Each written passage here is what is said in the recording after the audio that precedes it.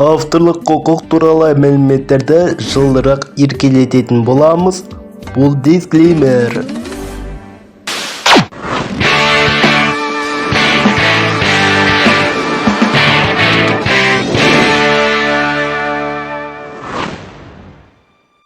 Сәлем достар, бұл Желмая интернет жобасы. Менің аты жөнім Данияр Есен. Ал енді бүгінгі менің қонағым, менің жолаушым, жол серігім, құрмет орденінің иегері, белгілі айтыскер ақын Балғынбек Имашев. Бәке, ассалаумағалейкум. Біздің Желмая интернет жобасына қош келдіңіз. Бәрекелді, қош көрдік. Керемет жақсы жоба екен. Иә, енді автокөліктің ішінде сұхбат аламын өзіңізден. Көптеген сұрақтарымызды дайындап қойдық. Барлығына шынайы жауап беруге тырысасыз ғой, қолыңыздан келгенше. Әлде олай болмай ма? Әрине, бәрі шынайы болады, Құдай қаласа. Жобаның аты өте ұнап тұр да. Қазақ айтады ғой, асың барда ел танып беріп жүр.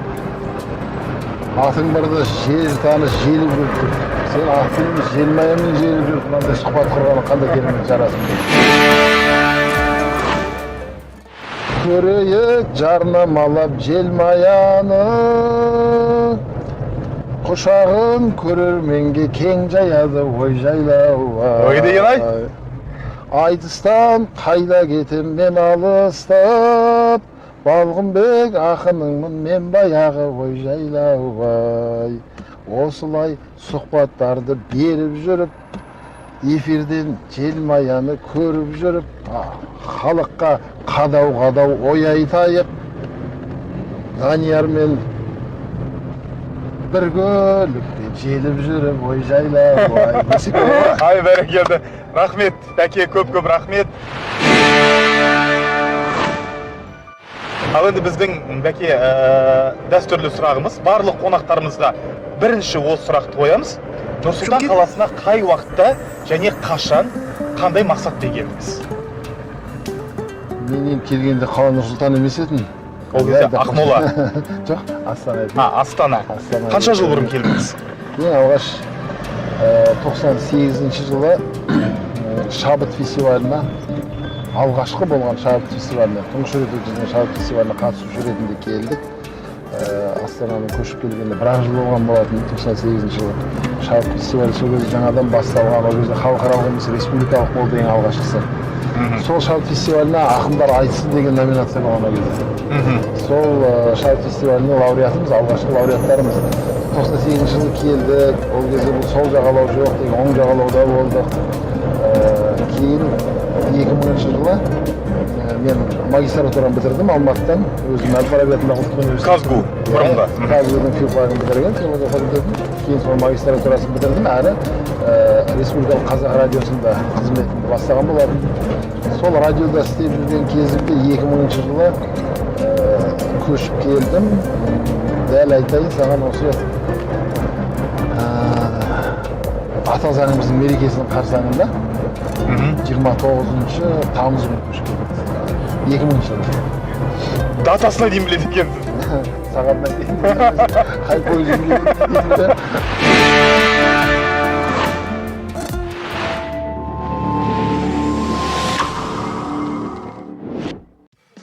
Сонымен көптен күткен, сағына жеткен өнер барысы да басталды. 2 ай бойы тер төгіп, сахнаны спорт залмен ауыстырған өнер иелері күні кеше салмақ өлшеу рәсімінен өтті. Соңғы уақыттар продюсерлікке де бет бұрып жүргеніңізді байқадық. Дәл осы орында Арман Шораев отырды. Күні кеше өнер барысы туралы сіз ұсыныс айттыңыз Арман мырзаға, иә? Иә. Ал өнер барысына қатысыңыз жоқ па сіздердің?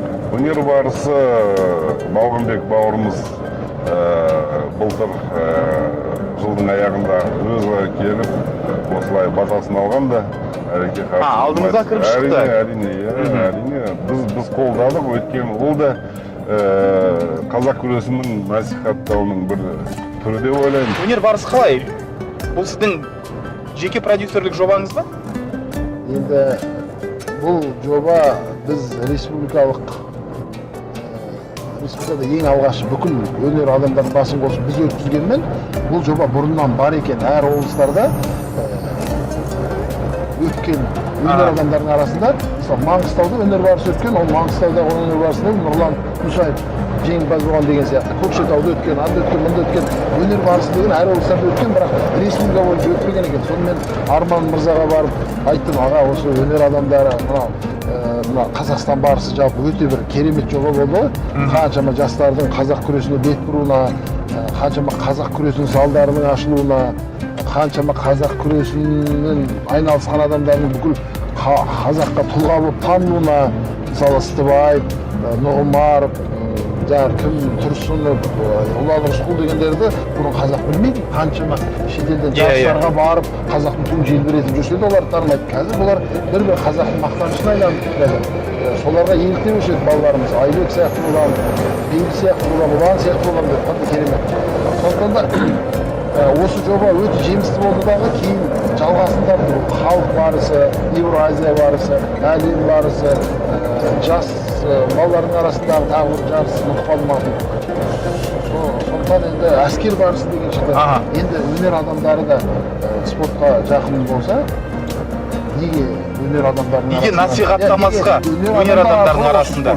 Өнер адамдарына емес, өнер адамдар арқылы спортты неге насихаттамасқа? Өйткені өнер адамдары мейлінше танымал ғалымдарға қарағанда, жазушыларға қарағанда қазір әншілерді, квн-шіктерді, ақындарды соларды қатты таниды. Кім жеңді өнер барысы? Өнер барысында биыл алғаш рет өткіздік өнер қырандары театрының өзі қырандар еді, енді барыс болып кетті ғой, бір қыранды барыс қылды.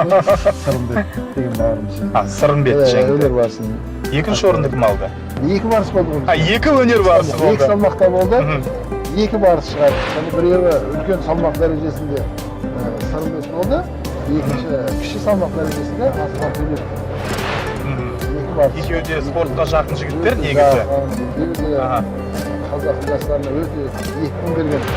Жау жүрек мың баланың өзінде ойнаған кезде қаншама біздің балаларымыз, өзіміздің үйдегі балаларымыз сартай боламын деген қылыш ұстап, садағасын. Біріміз енді теледидар деген өте үлкен насихаттық кино деген.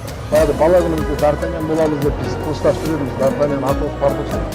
Енді француздың айтылады бір шынайылығына неміздер. Сартай шыққаннан кейін біздің балаларымыз сартай болады. Сонда киноларда қандай қазақтың жастарына екпін беріп тұр. Осы жобада ертең балалардың спортқа бейім болуына үлкен септігін тигізеді деп ойлаймын. Арман мырзаға рахмет. Бірден осы идеяны айтқан кезде қолдаймын. Өзімнің астына ұйымдастырушылар комитеті орынбасарың деп менің фамилиямды жазып қой деп ол кісі бірден қолдады. Үлкен дәрежеде өтті. Астана қаласы әкімшілігі, мәдениет басқармасында Болат Мажағұлов бауырымыз қолдады. Сөйтіп бұл Астана қаласында өтті. Кейін осында ақпаратты естіп, неге Алматыда өткізбейсіңдер, бізбен өткізетін едік, неге Түркістанда өткізбейміз деп, оңтүстік Қазақстан облысында. Енді келесі жылы өткізесіздер, Құдай қаласа. Құдай қаласа, енді жылда наурызда осы жоба сәтті жоба болған сияқты, елдің жазған пікірлерінен, айтқан, звондап құттықтаған, көп қатысушылардың өтініш білдіргенінен, өйткені бұл жобаға біз 20 шақты адамды қатыстырғанмен 200-ге тарта өтініш келіп түсті. Қазақ болып туымағанда нетерем, бұл жалғаннан бақыт таппай өтерем. Желдей жүйрік жылқы мінбей жалғанда, аламанда ат оздырмай кетерем. Қазақ болып туымағанда нетерем, өкініштен өртенерем өтемен. Қасиетті домбыраны қолға алмай, қоңыр үнді әуелеттен кетерем. Мен қазақпын, бойымдағы қан қазақ, мен қазақпын, мен шырқайтын ән қазақ. Бір қазақтың бақыты мен бағына, бар жанымен қуанса екен бар қазақ. Мен қазақпын, түрім қазақ, тіл қазақ, мен қазақпын, мен айтатын жыр қазақ. Сүю. Енді бәке, сұхбатымызда тамамдалып келе жатыр. Енді айтысқа шығып жүрсіз бе бүгінгі таңда? Мүлдем қойдыңыз ба? Соңғы рет қай жерде? Айтысқа шығуды қоям дегенмен 10 жыл болды таңғы. Мені қоям деймін, ән жерде бір үлкен айтыс болайын деп жатыр десе, төберге елеңдеп, осы айтысқа шақырып балам екен деп. Құлағымды шақырып болса отказ бере алмай қалып. Қосып кететін жерім көп болады.